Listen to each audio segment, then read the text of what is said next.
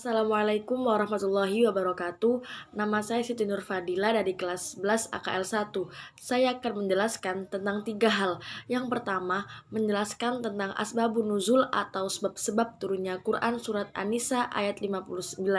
Yang kedua, menjelaskan tentang isi kandungan Quran surat An-Nisa ayat 59, Quran surat Al-Maidah ayat 48, dan Quran surat At-Taubah ayat 105. Yang ketiga, menjelaskan tentang perilaku yang perlu dilestarikan dari isi kandungan Quran surat An-Nisa ayat 59, Quran surat Al-Maidah ayat 48, dan Quran surat At-Taubah ayat 105. Yang pertama, saya akan menjelaskan tentang asbabun nuzul atau sebab-sebab turunnya Quran surat An-Nisa ayat 59. Quran surat An-Nisa ayat 59 ini merupakan salah satu perintah Allah agar manusia memiliki perilaku yang taat serta patuh terhadap Allah, Rasul maupun ulil azmi.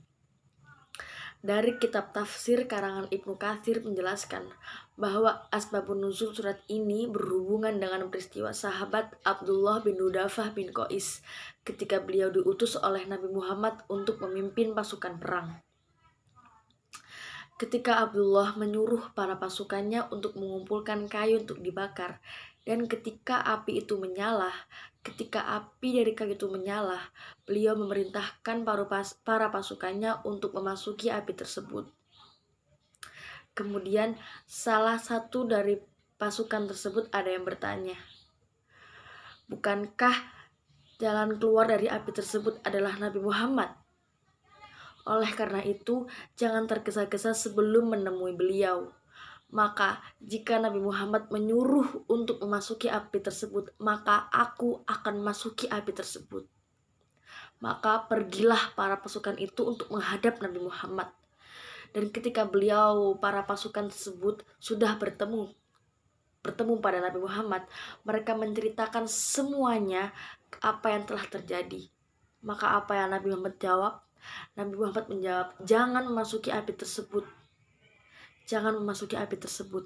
Tetapi ketaatan hanyalah dalam kebaikan." Itu yang Nabi Muhammad jawab.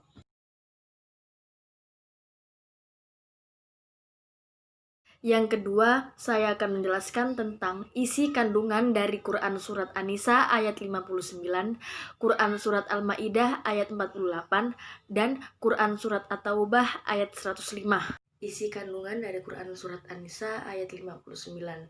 Yang pertama, kita harus patuh dan taat kepada Allah, kepada Rasul, dan kepada ulil azmi. Yang kedua, kita juga harus patuh kepada pemimpin jika pemimpin itu benar sesuai dengan Al-Quran dan Al-Hadis. Tetapi kita boleh tidak patuh dan taat ketika pemimpin itu di jalan yang tidak benar. Ketiga, ketika kita terjadi perselisihan, pertengkaran, perbedaan pendapat, maka kembalilah kepada Allah dan kepada Rasul. Maksudnya, kita harus cari jalan keluar sesuai dengan Al-Quran dan Al-Hadis. Isi kandungan dari Quran surat Al-Maidah ayat 48. Yang pertama, Al-Quran diturunkan ke Allah, merupakan kitab yang paling benar, tidak ada keraguan sedikit pun di dalamnya. Yang kedua, Al-Quran merupakan pedoman hidup untuk memutuskan segala sesuatu.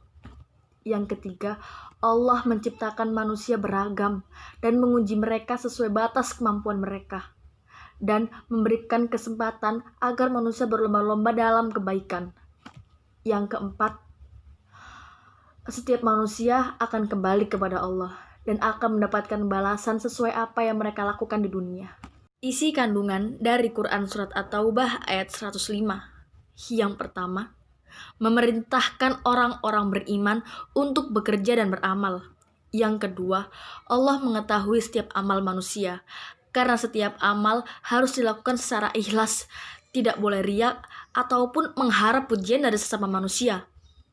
Yang ketiga, ayat ini memotivasi orang-orang beriman untuk bersungguh-sungguh dalam proses amalnya maupun pekerjaannya.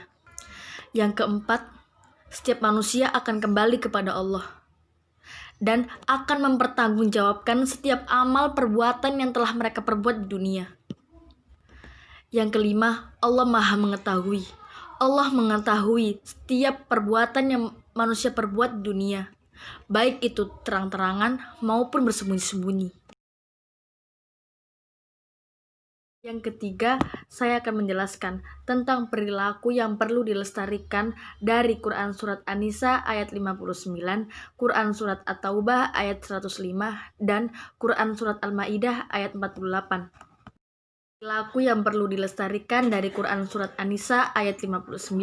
Yang pertama, kita harus patuh dan taat kepada Allah, yaitu dengan cara menjalankan semua perintah Allah dan menjauhi semua larangan Allah. Yang kedua, kita juga harus patuh dan taat kepada Rasul, yaitu dengan cara menjalankan sunnahnya dan meneladani perilakunya. Perilaku yang mencerminkan Quran Surat At-Taubah ayat 105. Yang pertama, menjadikan aktivitas guna untuk menambah keimanan. Yang kedua, mempersiapkan bekal kematian secara sungguh-sungguh. Yang ketiga, berlomba-lomba dalam kebaikan. Dan yang keempat, menghindari perilaku malas. Perilaku yang perlu dilestarikan dari Quran Surat Al-Ma'idah ayat 48. Yang pertama, yakin bahwasanya Al-Quran itu merupakan kitab yang sempurna, yang menyempurnakan kitab-kitab terdahulu. Yang kedua, berusaha mempelajari dan mengamalkan Al-Quran secara kafah. Yang ketiga, jika ada masalah, kita putuskan berdasarkan Al-Quran.